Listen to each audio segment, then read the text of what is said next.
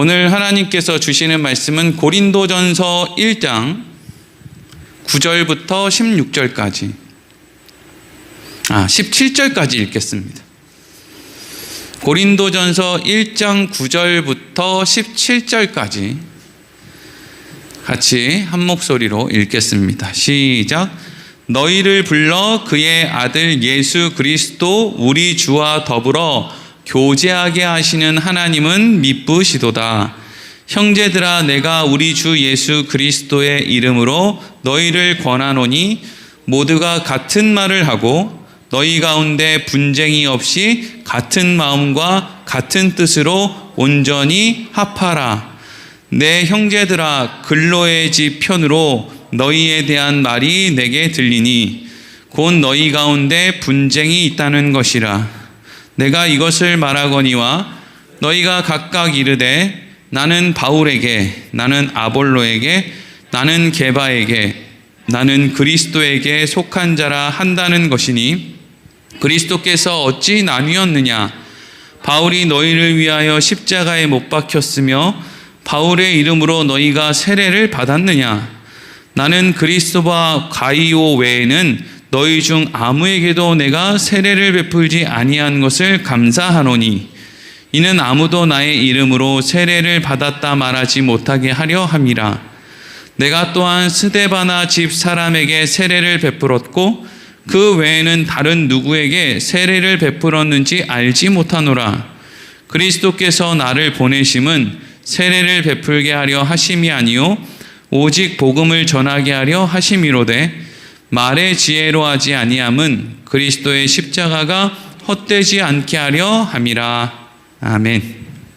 오늘은 누구에게 속한 사람인가 하는 제목으로 말씀을 나누도록 하겠습니다. 우리는 누구에게 속한 사람인가? 고린도 교회에 보낸 사도 바울의 편지, 우리가 고린도 전서를 함께 나누고 있습니다. 어려운 환경 속에서도 믿음을 가지고 교회에 나온 사람들, 예수를 믿게 된 사람들, 어려운 환경 속에서 교회에 나와서 예수를 믿으니까 이 사람들 얼마나 칭찬해 줄 만합니까? 그렇죠? 신앙생활을 하는 것은 다 칭찬받아 마땅한 일이고 훌륭한 일입니다. 그런데 그렇게 교회에 나온 사람들이 예수를 믿기 시작했는데 하나님이 그 사람들에게 무엇을 주었느냐? 각종 은사를 주었다는 거죠. 각종 은사. 어떤 사람에게는 방언, 어떤 사람 지식, 지혜, 병 고치는 은사, 통변, 예언, 여러 가지 은사를 주었는데 이 은사는 다른 표현을 하면 선물이라 그랬죠. 선물. 아마 고린도 교회 교인들은 물론 우리도 이렇게 고린도전서를 읽다 보면 그런 생각을 하기 쉬운데 하나님이 고린도 교회 교인들에게 선물을 줬다 이렇게 이야기를 하면 고린도 교회 교인들이 어려운 환경 속에서 어쨌든지 믿음을 지키고 교회에 나가고 하는 그 일을 하니까 하나님이 그 사람들의 모습이 예뻐서 선물을 주지 않았을까라는 생각을 하기가 쉽습니다. 저도 그런 생각을 했고요. 근데 제가 말씀을 준비하면서 곰곰이 생각해 보니까 여러분, 교회에 안 나오는 세상에 살던 사람이 교회에 나오면 하나님에게 선물을 받는 게 아니에요. 왜냐하면 그 사람들이 교회에 나온 걸 가지고 사실 칭찬해 줄 일이 아니고요. 교회에 나온 사람들은 그 사람들이 복이 있어서 나온 사람들이에요. 그러니까 복이 있어서 교회에 나왔는데 뭘 칭찬하겠습니까? 하나님이 은혜를 주고 하나님이 그들의 인생을 끌어서 하나님의 부르심을 받은 자들을 하나님의 품으로 안았단 말이죠. 그럼 그냥 그 사람들은 복이 있는 사람들이에요. 이미 그 사람들에게 너 복 받았으니까 잘했다, 선물 받아라 이렇게 하는 게 아니라 그냥 교회에 나온 사람들, 고린도 교회 교인들이 고린도 교회에 나온 건 그냥 그들이 복이 있기 때문이지 교회에 나온 것 자체가 어떤 의미의 선물을 받을 만한 행동은 아니다 하는 거죠. 그렇게 생각해 볼 때 하나님이 그러면 고린도 교회 교인들에게 은사, 선물을 주었다는 것은 그러면 그것은 왜 주었겠습니까? 교회에 나온 것 때문에 준 게 아니라 교회에 나와서 앞으로 신앙생활을 할 때 그것을 통해서 뭔가를 선한 어떤 열매를 맺었으면 하는 의미로 주었겠죠. 그런 생각이 말씀을 준비하는데 들었어요. 그런데 이렇게 사람들이 후대에 제가 그 사람들의 모습을 보고 설교를 준비하는 것처럼, 아, 하나님이 우리에게 은사를 주신 것은 교회 나왔다고 칭찬받을 일 했다고 그래서 주시는 어떤 특별한 훈장 같은 게 아니고, 앞으로 신앙생활을 할 때 그것을 통해서 뭔가 좋은 열매를 맺으라는 뜻으로 주신 거구나 라는 생각을 할 수 있으면 좋을 텐데, 고린도 교회 교인도 그렇지만 신앙생활을 그렇게 오래 하지 않거나 또 신앙생활을 할 때 그렇게 깊이 생각을 해보지 않은 사람은 교회를 오래 다닌다고 할지라도 사실은 그렇게 성숙해지지 않기 때문에 그 정도의 생각을 할 수가 없죠.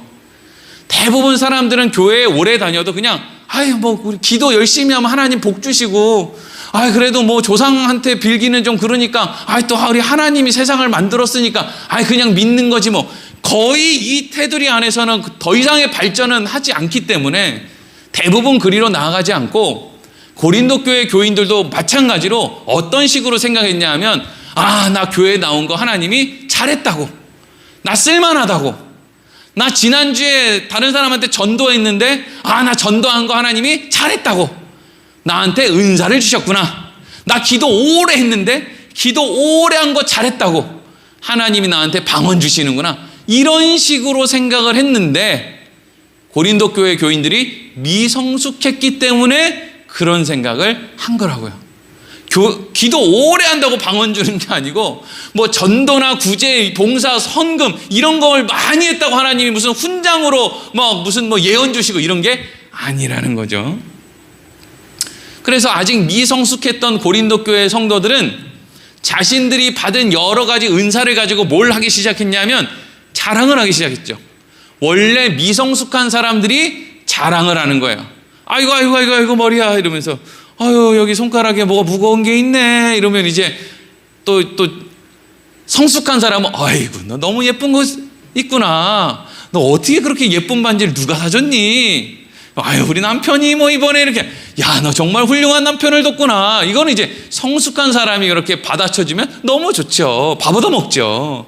근데 미성숙한 사람은 아이고 머리야 이랬는데, 미성숙한 사람은 야, 별것도 아니네, 난 또 대단한 거라고, 그거 가짜 아니야? 야, 니네 신랑이 이거 진짜라고 그러면서 줬냐? 앞만 봐도 이거 큐빅인데? 이러면서 이제 초를 친단 말이죠. 그러면 이제 산통 깨지는 거죠. 네. 그러니까 무조건 누가 자랑한다 그러면 칭찬해 주시고, 여러분들이 자랑할 거 있으면 거울 보고 하세요. 네. 별로 안 좋아하더라고요. 네. 우리 교회에 좋은 일이 있어서 우리 교회에 좋은 일 좀 소개하려고 좋아하는 목사님들 하나 없더라고요. 지 자랑하고 있네. 그냥 눈을 아래 위로 이렇게 보지 이렇게 진심으로 축하합니다 이런 사람 별로 없더라고요. 어쨌든 그러니까 미성숙한 사람들이 자기 은사 받았다고 너도 나도 막 자랑을 하니까, 다 미성숙한 사람이니까, 에이 네가 받은 것보다 내가 받은 게 크지, 그래 방언보다는 병 고치는 게 크지, 그래도 은사 중에 은사는 예언이지, 막 이러면서 자기들끼리 이제 막 싸우고, 어떻게 열심히 교회 나와서 좀 해보려고 그냥 믿음을 가지고 예수를 믿어보려고 나왔다가 맨날 싸움박질만 하는 그런 상황이 이제 고린도 교회 상황이 된 거예요. 그러니까 바울이 고린도 교회에서 이런 문제가 생겼다고 했을 때 화내지 않아요. 화내지 않습니다. 여러분, 신앙생활을 오래 했다고 해서 성숙해지는 게 아니에요. 화낼 필요가 없어요. 저 사람은 교회를 몇십 년을 다녔는데 왜 저거밖에 안 되나? 아니요, 몇십 년을 다녀도요 그렇게밖에 안 될 수가 있어요. 있다고요. 사람이 1살부터 0살부터 20살까지나 바짝 크지 20살부터 그 이후로는 대단히 큽니까? 나이만 먹는 거지. 그냥 나이 먹고 성숙한 척 하는 거지. 얼굴에 가면 쓰는 것만 배우는 거지. 얼마나 나이 먹으면 오히려 애같이 변해가지고, 나 핸드폰 못 쓰는데, 나 핸드폰 이거 너무 어려운데, 이런 거나 하지. 나이 먹는다고 대단하게 무슨 결단하고, 내가 이 핸드폰을 정복하지 못하면 내가 어떻게 할 거야 그냥, 이런 각오와 결단으로 하면 못할 게 어딨냐고요. 전 양반은 또 나이 든 사람들 또 뭐라 하네, 흉보네. 그래서 바울이 부드러운 말로 이제 권면을 해 나아가는데, 오늘 이제 그런 분위기에 다툼을 벌이고 있는 사람들에게 바울이 이렇게 이제 하는 권면의 말이 시작하는 거예요. 이제 9절 읽어보겠습니다. 9절 시작. 너희를 불러 그의 아들 예수 그리스도 우리 주와 더불어 교제하게 하시는 하나님은 미쁘시도다. 아멘. 자, 처음에 뭘 얘기하죠? 너희를 불러, 어디 있던 세상의 사망의 길에 있던 사람을 하나님이 친절하게 불러서, 지금 이 사람들은 그냥 부름을 받았으니까 다 어디 있는 거예요? 구원의 자리에 있는 거죠. 값없이 하나님의 은혜로 구원의 자리에 불러와 있는 사람들. 그런데 이 사람들이 바로 천국에 가는 게 아니라 이 땅에서 모여 있다고요. 지금 부름을 받은 사람이 교회라고 하는 공동체 안에 모여 있어요. 그런데 그 안에서 이제 뭘 하는 거예요? 그의 아들 예수 그리스도 우리 주와 더불어 예수님과 같은 교회 교인들 다 함께 더불어서 뭐 한대요? 교제를 한대요. 교제를.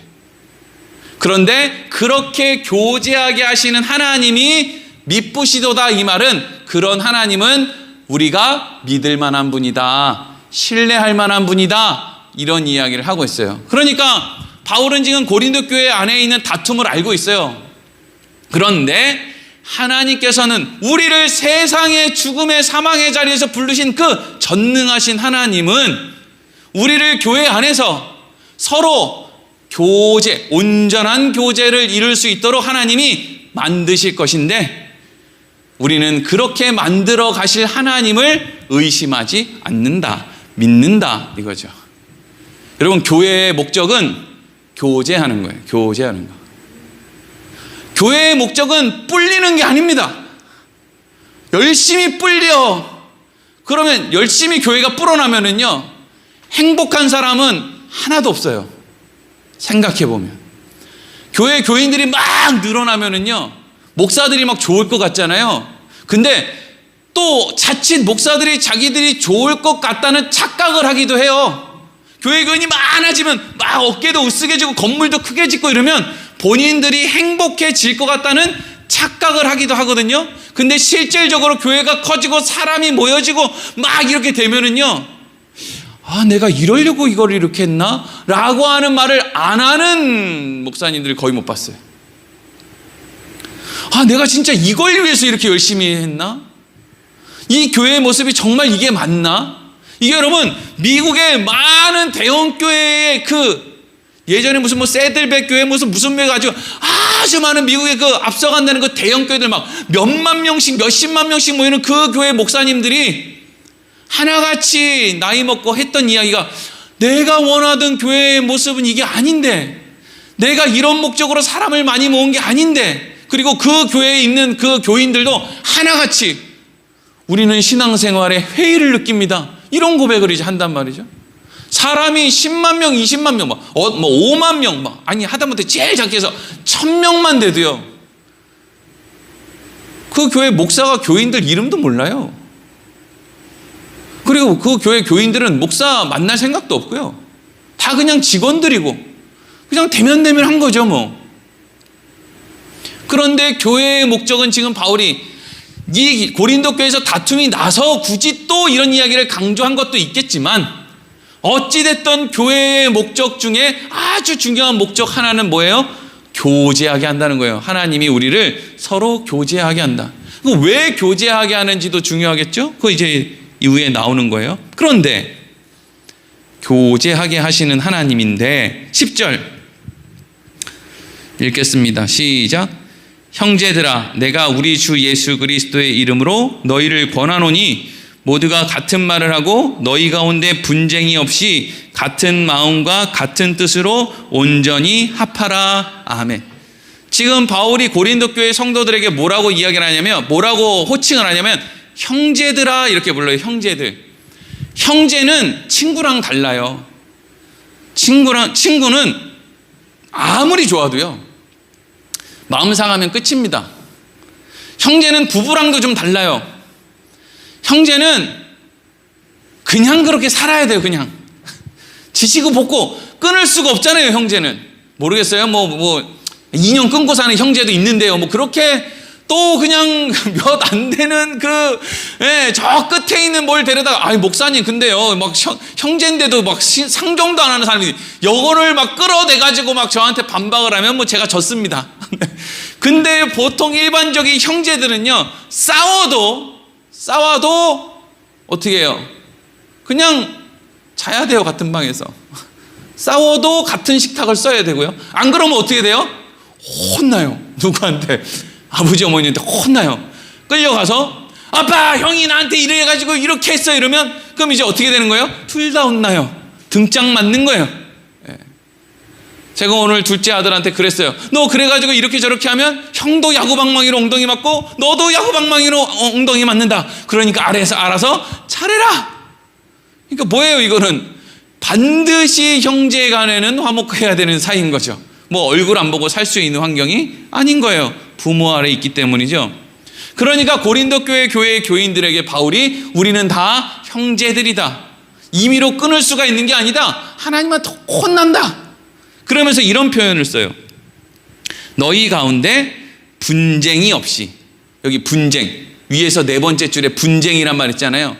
여기 분쟁이라는 말은 헬라어로 스키스마라고 하는데, 이게 무슨 뜻이냐면 이런 탁자를 쪼갠다, 옷을 찢는다, 그게 이제 이 뜻이에요. 분쟁이라는 말이죠. 멀쩡한 식탁을 쪼개는 거예요. 이게 얼마나 손해예요. 여기에 나오는 분쟁이라는 말이 그런 뜻이에요. 멀쩡한 옷을 찢어버리는 거예요. 얼마나 손해예요.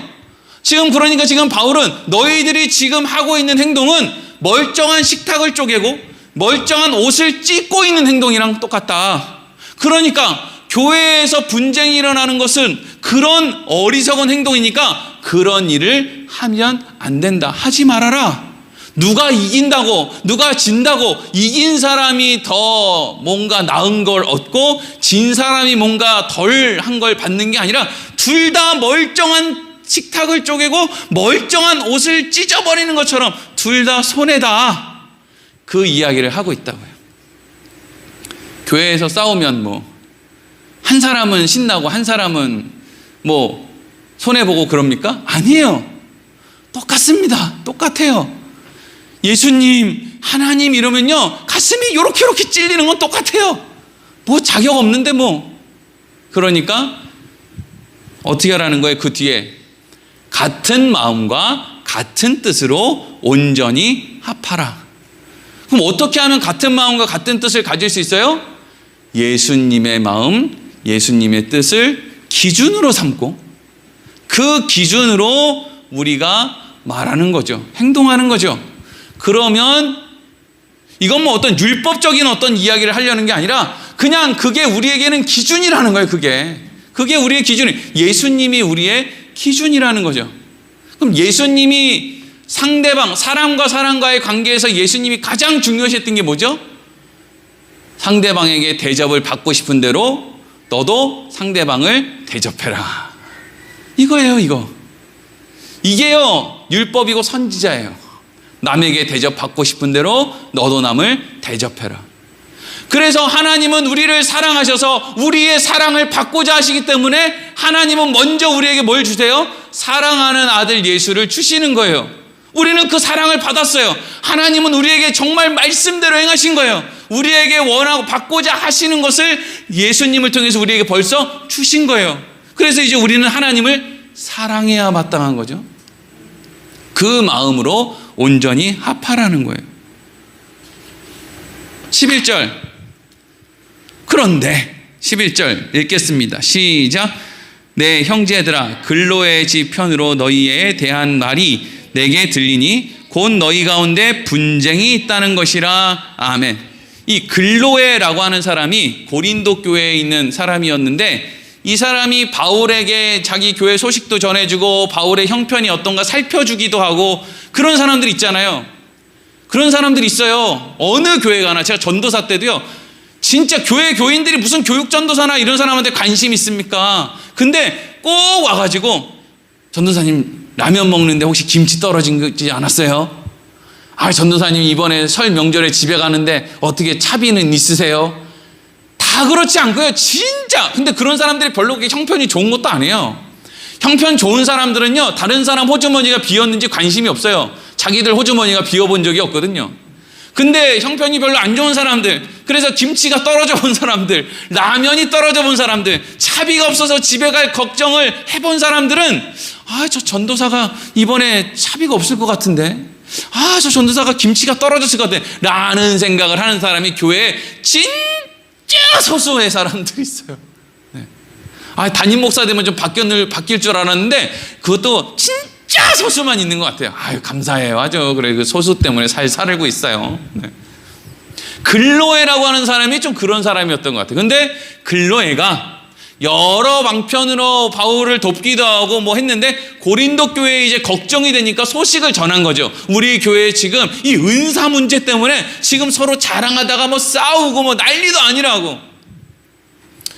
그래서 바울이 그것을 인용해서 글로에 집에 있는 사람들, 글로에가 보낸 사람들, 글로에라는 사람이 자기가 왔다 갔다 할 수도 있지만 그 사람을 통해서 누군가를 보낸 거죠. 이제 글로에의 집편으로 거기에 있는 그 사람이 보낸 사람이 너희에 대한 말을 전했는데 그 말이 뭐예요? 너희 가운데 분쟁이 있다는 것이다. 여기에 나오는 이 분쟁은 10절에 나오는 분쟁은 멀쩡한 테이블을 자르고 옷을 찢는 분쟁이라는 단어였으면 여기 나오는 분쟁이라는 말은 에리스라고 하는 말인데 말다툼을 이야기하는 거예요. 말다툼.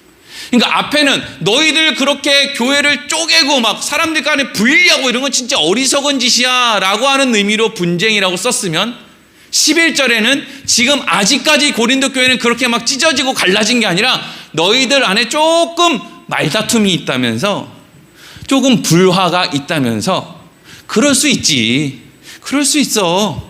우리들이 살면 늘 그럴 수 있는 거야. 그러니까 너희들 완전히 갈라졌다며, 너희들 완전히 쪼개졌다며, 난리 났다며 이런 의미가 아니라 너희들 지금 조금 문제가 일어났다면서 앞에 있는 분쟁이랑은 다른 그런 어떤 작은 어떤 규모의 분쟁이 일어났다며 라고 이제 묻는 거죠. 그러면서 이제 12절 어떤 분쟁인지 이제 구체적으로 말하는데 이렇게 이야기합니다. 12절 읽겠습니다. 시작. 내가 이것을 말하거니와 너희가 각각 이르되 나는 바울에게, 나는 아볼로에게, 나는 게바에게, 나는 그리스도에게 속한 자라 한다는 것이니. 아멘. 이 고린도 교회 교인들이 사실 바울에게도 별 관심이 없고 아볼로나 이 게바는 베드로잖아요.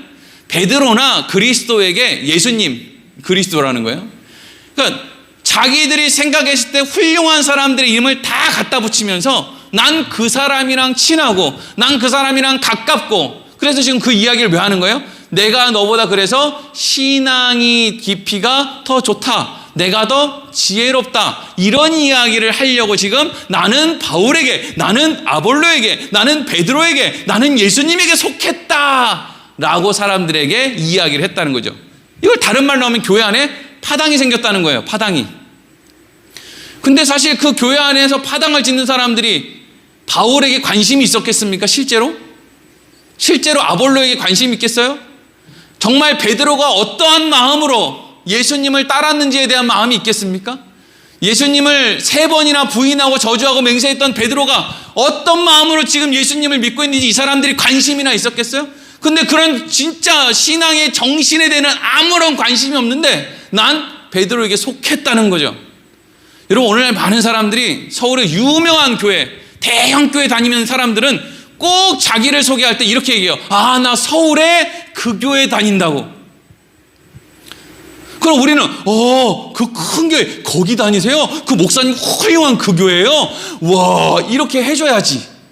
또 그렇게 해달라고 그런 거 얘기하는 거 아닙니까? 사실 속으로는 거기 교인이 몇만 명인데 그 중에 배주도 않겠네. 이런 생각이 있지만 그래도 우리는 아이고 그런 교회에서 오셨어요. 이렇게 해드려야죠 근데 여러분, 그렇게 훌륭한 목사님이 있는 교회에 다닌다고 그 사람이 훌륭합니까?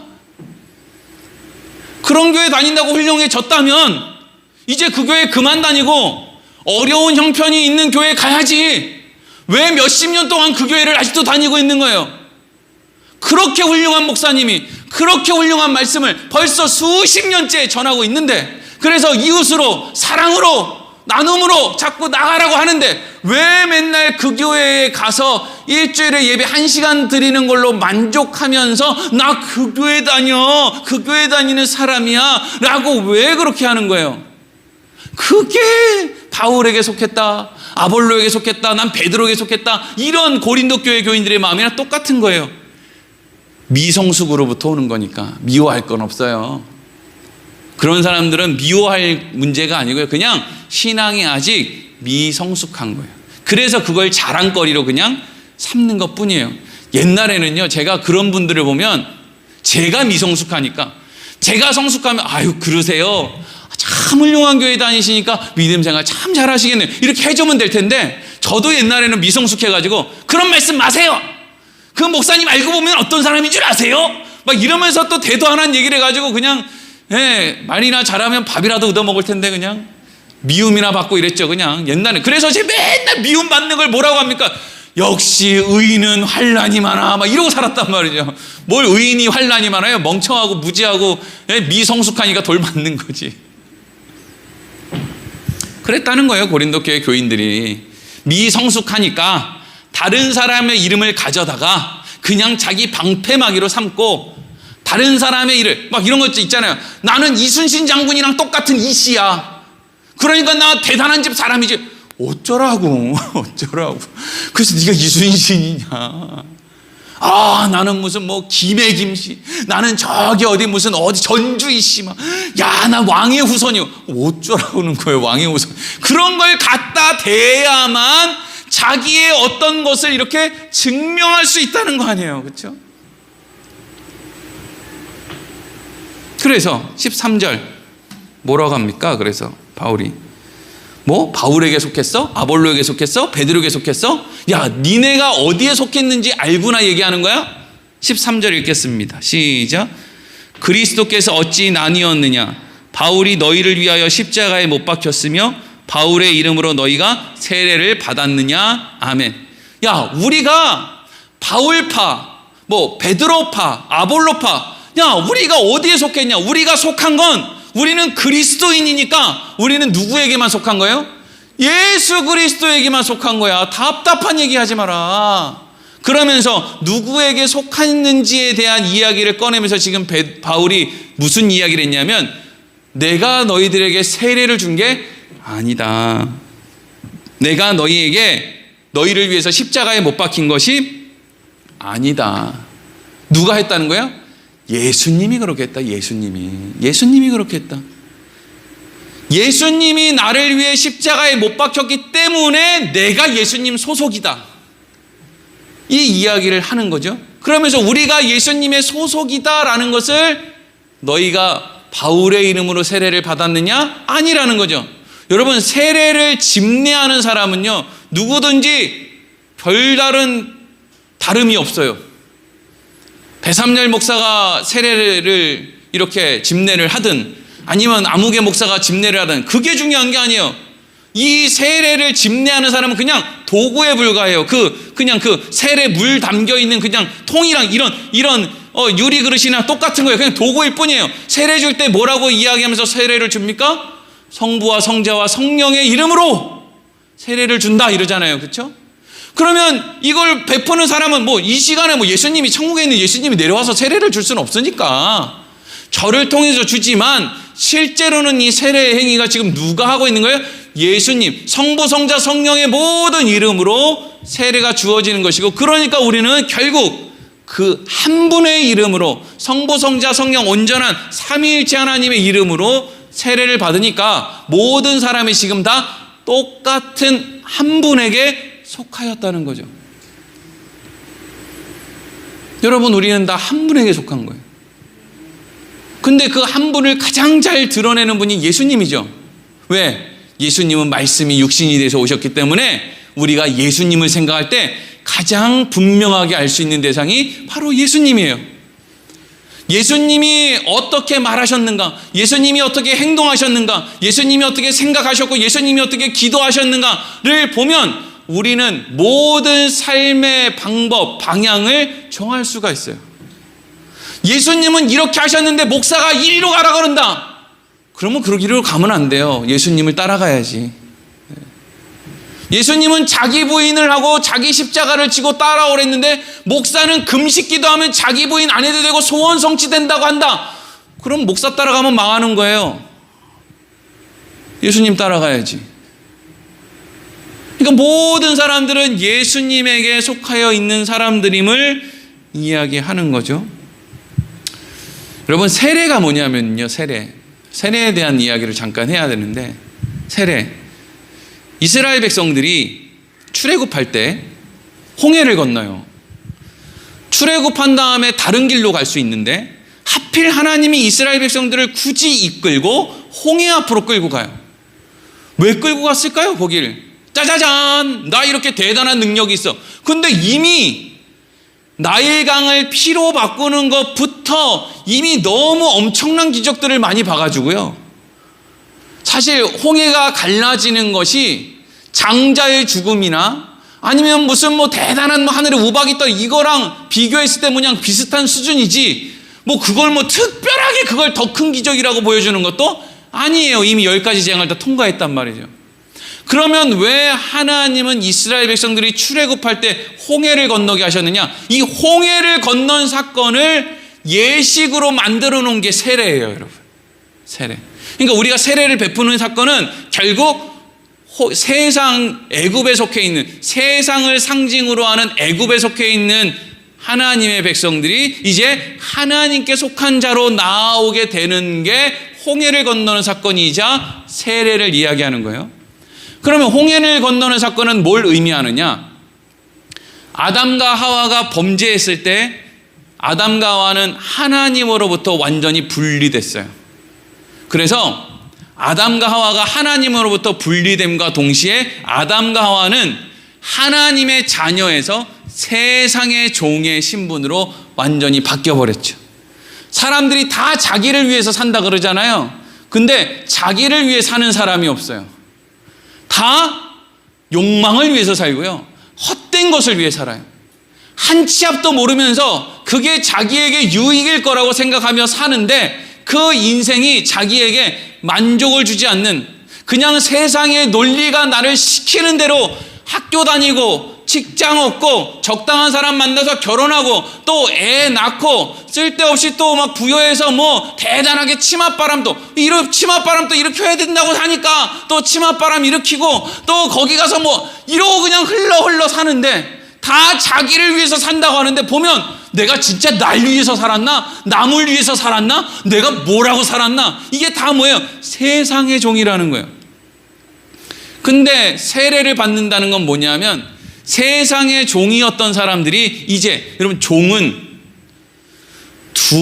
둘 중에 한 가지 조건이 만족돼야 이제 종의 신분으로부터 해방이 돼요. 첫 번째는 주인이 죽거나 능력을 잃어버렸을 때. 집에 있는 자기의 주인이 없어져 버렸는데 종이 무슨 종이에요. 그렇죠? 만약에 아버지가 뭐 아들한테 종을 물려줬다 이러면 이제 종이 이어질지 모르겠지만 그냥 그 주인들이 그냥 전쟁이 일어나서 다 죽어버렸다. 그러면 이제 종의 신분으로부터 해방이 되는 거예요. 그게 아니면 두 번째는 뭐냐 하면 본인이 죽는 거예요. 내가 죽으면 이제 종이 아니에요. 종의 신분은 끝이라고요. 주인도 뭐 죽어버렸는데 그걸 뭐 종이라고 죽은 시체라도 저건 내 종이야 이러는 사람이 어디 있어요. 그렇죠? 그래서 홍해를 건너는 건 우리가 세상의 종이었던 우리가 홍해에서 죽었다는 걸 의미하는 거예요. 죽었다. 그래서 쫓아오던 애굽 사람들은 다 죽잖아요. 얘네는 그냥 다 죽는 거예요. 죽었다는 걸 의미하는 거예요. 근데 우리는 원래는 죽는 건데 거기 홍해는 그냥 죽는 거예요. 근데 죽는 건데 하나님이 그 죽음으로부터 어떻게 했다는 거예요? 막았다는 거예요. 그러니까 하나님이 막아서 살아났지만 이 사람들이 홍해를 건넜다는 것은 결국 그 사람들은 죽었기 때문에 이 사람들은 더 이상 죄에 속한 세상에 속한 사람이 아니라 이제는 나에게 속한 내 자식이 됐다 이거예요. 그래서 세례는 홍해를 건너는 사건이고 죽었다가 다시 살아나는 사건이고 그것과 연결되는 것이 예수님이 십자가에서 죽으시고 부활하신 것이 우리의 사건이라는 것과 연결이 되는 거예요. 그렇다고요. 네. 크게 관심은 없지만 하여튼 네. 안다는 걸 뽐내려고 하는 건 아니고요. 또 이제 또 듣고 또 머릿속에 잘 남기는 분들도 있어서 그냥 얘기한 거고요. 자, 그러니까 지금 바울이 하고 싶은 얘기는 우리가 누구에게 속했냐를 정할 수 있는 인생들이 아니라 하나님이 우리를 하나님의 소유로 되게 하기 위해서 얼마나 많은 일을 하셨는데 우리가 겨우 바울에게 속한 사람이야. 우리가 무슨 아볼로한테 속한 사람이야. 우리는 예수 그리스도께서 우리를 위해서 얼마나 크고 얼마나 대단한 일을 하셔서 우리를 값을 주고 사서 홍해를 건너고 뭐 세례를 주고 뭐 죽었다 살아나고 이걸 다 해가지고 하나님이 온갖 좋은 방법으로 나를 하나님의 편으로 하나님의 자녀로 그렇게 해서 우리가 모였는데 뭘 딴 사람 편 얘기할 게 뭐 있어. 우리는 다 예수님 편이지. 우리 서로 화목하게 교제해야지. 그래야 우리를 부르신 하나님이 기뻐하시지. 등어리 안 맞지. 그러면서 이제 14절부터 16절 읽겠습니다. 시작. 나는 그리스도보와 가이오 외에는 너희 중 아무에게도 내가 세례를 베풀지 아니한 것을 감사하노니 이는 아무도 나의 이름으로 세례를 받았다 말하지 못하게 하려 함이라. 내가 또한 스데바나 집 사람에게 세례를 베풀었고 그 외에는 다른 누구에게 세례를 베풀었는지 알지 못하노라. 아멘. 바울이 방금 언급했던 그리스보, 가이오, 스데바나의 집 사람들, 이 사람들 외에는 자신이 고린도 교회에 있는 사람들 중에 누구에게도 세례 주지 않은 걸 너무나 감사하게 여긴다는 거예요. 그러니까 이 사람들은 만약에 바울이 누구에게 세례를 줬으면 바울에게 세례 받은 사람은 이제 그게 훈장이 돼가지고 사람들을 들쑤시고 다니면서 이제 훈장질할 게 뻔하다는 거죠. 근데 바울은 야, 내가 그때 여건이 되고 상황이 됐으면 그때 사람들한테 세례를 줬을 텐데 그때 여건이 안 되고 상황이 안 돼서 내가 요 사람들한테만 세례를 줬는데 요 사람들은 지금 뭐 고린도에 있지 않든지 아니면 거기서 무슨 뭐 죽었든지 아니면 어디 뭐 영향력이 없든지 하여튼 그래서 이 사람들은 뭐 싸움의 현장이 없으니까 얼마나 다행인지 몰라. 하나님이 그렇게 하신 거구나. 이런 감사함으로 그런 생각을 이제 하면서 가슴을 쓸어내리는 거죠. 얼마나 이 사람들이 지지고 못 갔으면. 그러면서 자신은 세례를 그 사람들에게 주려고 한 게 아니고 17절에 이런 말을 해요. 마지막 17절 읽어보겠습니다. 시작. 그리스도께서 나를 보내심은 세례를 베풀게 하려 하심이 아니요 오직 복음을 전하게 하려 하심이로되 말의 지혜로 하지 아니함은 그리스도의 십자가가 헛되지 않게 하려 함이라. 아멘. 그때 예수님이 그때 하나님이 나의 발걸음을 인도하셔서 그 사람들한테 세례를 안 줄 수 있도록 그런 환경 여건 허락해 주신 게 얼마나 다행인지 몰라. 근데 그때 바울이 세례는 안 줬지만 뭔 줬다는 거예요? 예수님의 말씀, 복음은 전했다는 거죠. 그러면서 복음을 전하게 할 때 자기가 말과 지혜로 그럴듯하게 한 것도 아니고 그냥 그 사람들에게 예수 그리스도의 십자가를 전했다는 거죠.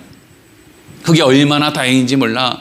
근데 생각해 보면 고린도 교회 교인들은 바울이 무슨 뭐 대단한 말을 한 것도 아니고 그 사람들에게 막 세례를 베풀고 막 대단한 의식을 행한 것도 아닌데 예수님에 대한 말 몇 마디, 복음에 대한 말 몇 마디 이 사람들의 마음이 움직여서 교회에 나오게 되고 그 힘든 환경을 뚫고 같이 믿음의 삶을 그렇게 공동체로 모여 사게 됐으니까 이 사람들 참 놀라운 사람들이죠. 그렇죠?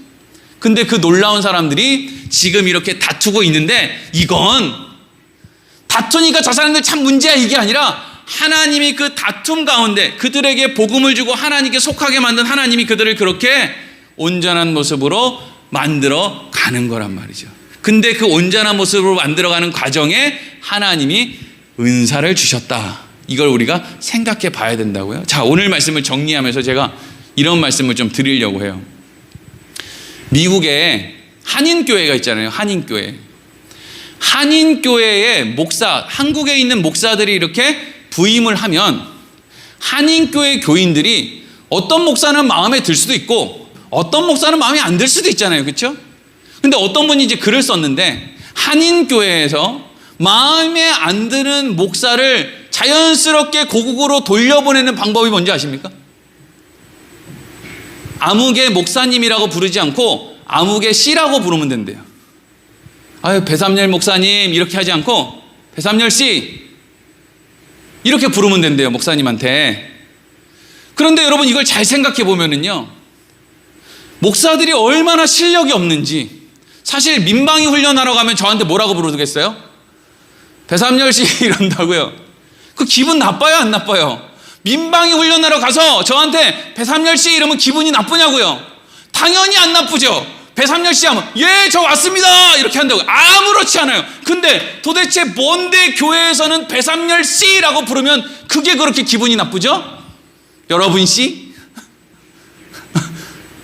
제가 이번 주에 예배 끝나고 저 밖에 서가지고 나올 때마다 이영미 씨, 이용 씨 막 이렇게 하면 여러분들이 아씨 이 인간이 지금 뭘 잘못 먹었나, 이 제정신인가? 네. 여러분 잘 생각해 보세요. 우리는 이제까지 정말 실력을 키우고 믿음을 쌓우고 그래서 우리 안에 뭔가 성숙해지고라고 하는 것을 너무 잘못된 방향으로만 키워왔어요. 예를 들면 기도의 응답이라든지 뭔가 성취하는 것이라든지, 그래서 뭔가 억울한 일이 있으면 금식하고 골방에 들어가서 막 나 죽어요 이러고 그냥 하나님 앞에 막 눈물을 흘리며 기도한다든지, 이런 걸 신앙의 열심이고 신앙의 성숙이라고 생각했는데 아니에요. 살고 보니까 배삼열씨 하나도 감당하지 못하는 아주 어린애들이 돼 있는 거예요. 배삼열씨가 어때서? 민방위 훈련 가면 배삼열씨라고 개나 소나 다 부르는데 교인들이 배삼열씨 하면 왜요? 배삼열씨 여기 있습니다 이러면 되지. 얼마나 실력 있어요. 야 임마 이렇게 해도 왜요? 왜 저를 그렇게 부르세요? 뭐 제가 필요합니까? 얼마나 실력이 있어요. 아니 어쩌면 그리스도인들이 그렇게 실력이 없어서 이름 석자 부르는데도 파르르 떨며 미국까지 간 목사가 한국으로 돌아오냔 말이에요. 얼마나 실력이 없으면 교인들이 내 뒤에서 몇 마디 궁시렁거리는 것 때문에 교회를 뛰쳐나가냐고요. 그러니까 우리는 너무 엉뚱한 실력을 키우느라고 진짜 키워야 될 실력에 대해서는 정말 너무 무지한 거예요. 대학에 떨어질 수 있지. 암만 여리고성 돌기 운동 해가지고 무슨 내가 가고 싶은 학교를 그냥 충남대학교를 하루에 7바퀴씩 돌았다. 엄청 힘들겠다. 충남대학교 정말 큰데. 근데 거기를 그렇게 돌았는데 떨어졌단 말이죠. 그러면 떨어질 수 있지. 내년에 또 보든지 아니면 딴 거 할 수 있지. 얼마나 실력이 없으면 머리 싸매고 하나님 날 데려가세요 이러고 왜 그러고 누워있냐고요. 세상 끝났어요? 세상이 얼마나 창창한데 충남대 나온 사람들도 지금 할 일이 없어요. 거기 들어간다고 좋을 것도 아니에요. 충남대 동문회에서 전화 오겠네. 우리 뜻대로 안 될 수도 있지. 기도했는데 응답 안 될 수도 있지. 아픈데 하나님께 기도했는데 응답 안 될 수도 있어요. 목사가 뭘 좀 하려는데 교인들한테 이렇게 거절당할 수도 있어요. 그러면 거절당하는 것이 뭐 까짓 거. 다음에 또 얘기하면 되지. 예? 그렇지 않습니까? 그게 실력 아니에요? 아니 목사가 뭐 좀 하려고 했는데 뭐가 좀 이렇게 누가 가로막았단 말이에요. 그러면 파르르 떨면서 난 이런 데서 목회 못해. 이게 뭐냐고요. 진짜 쪼그렁망탕이 같이. 아니 다음에 또 얘기하면 되잖아요. 웃어버리면 되잖아요. 그게 뭐예요? 실력이잖아요. 그러면 하나님은 왜 그럼 은사를 주겠어요? 은사를 받은 사람들, 확인한 사람들, 은혜 입은 사람들, 하나님이 늘 함께하는 사람들, 이 사람들이 어떻게 하라는 거예요? 지라는 거잖아요. 지금 지라는 거라고요. 실력 있는 네가 지라는 거잖아요. 실력 없는 저 사람이 미성숙하게 날뛰면 실력 있고 은사 받고 뭔가 잘난 네가 납작 엎드려서 싸움거리를 주지 말아라 하는 거잖아요. 하나님은 미쁘시니 네가 납작 엎드려 있어라 이거죠. 그게 실력이에요. 그게 예수님을 따른다면서요. 예수님은 어떤 실력이에요? 예수님은 납작 엎드려 있잖아요. 예수님이 언제 12군단 더 되는 천사 데려다가 싹 다 쓸어버렸습니까? 근데 우리는 예수님을 따른다고 하면서 맨날 실력이 없으니까 요만한 것도 못 참으니까 맨날 예수님은 그렇게 자기를 부인하는 기도를 하는데 우리는 맨날 저 인간 좀 데려가세요. 저 인간 꼴도 배기 싫어요. 하나님 우리 교회에 내가 저 사람만 없으면 신앙생활 잘할 것 같은데 저 사람들 데리고 가면 안 돼요? 경험상 그 사람 없어지면은요 더한 사람이 옆에 붙어요. 그냥 지금 그 정도 하는 사람이 진짜 제일 괜찮은 사람이에요. 그 사람 가면 어마어마한 사람이 와요, 진짜로. 예? 그러니까 그 사람이 간다는 건 하나님이 내 기도에 응답을 해서 간다는 게 아니에요. 이제는 더 큰 과정이, 이제 고등학교 졸업했으니까 대학교 가자, 이래서 없어지는 거지. 하나님이 내 기도에 응답해서 데려가는 일은 없어요. 신앙생활이 뭔데요? 예수님 닮는 거 아니에요. 예수님 닮는 게 뭐예요? 힘을 기르는 거죠. 무슨 힘을요? 지는 힘을요. 예수님이 어디까지 졌는데요? 십자가까지 졌잖아요. 그러니까 하나님이, 예수님이 십자가까지 지고 저는 하나님을 신뢰합니다 이러고 죽어버리니까 하나님이 얼마나 그 일이 영광스럽고 기쁜지 그게 하나님께 영광 돌리는 거죠. 그래서 모든 이름 위에 뛰어난 힘을 예수님께 주는 거죠. 우리가 하나님을 믿는 게 뭐예요? 지고 죽는 거예요. 그래서 하나님이 기쁜 게 그게 영광 돌리는 거예요. 내가 세상에서 잘 나가서 무슨 뭐 돈 많이 벌어서 하나님께 영광 돌리는 게 아니라 내가 지고 내가 죽고 하나님 저요 하나님 너무 사랑해서 지지 않을 수가 없어서 감사한 마음으로 집니다. 하나님을 너무 잘 알아서 제가 집니다. 그러면 하나님이 그게 하나님께 영광이라는 거예요. 여러분 그런 교회에 무슨 싸움이 나요? 그런 교회에 무슨 다툼이 생겨요? 손뼉이 마주쳐야지. 왜 은사를 줘요? 숙이라고 주는 거예요. 너는 저도 괜찮잖아. 방언하잖아. 너는 저도 괜찮잖아. 너 예언하잖아. 너 저도 괜찮잖아. 넌 지혜롭잖아. 괜찮아, 괜찮아. 내가 너와 늘 함께 하잖아. 넌 저도 괜찮아. 져주는 거야, 네가. 실력 있는 사람이 지는 거야. 그게 여러분 교회라니까요. 기도하겠습니다.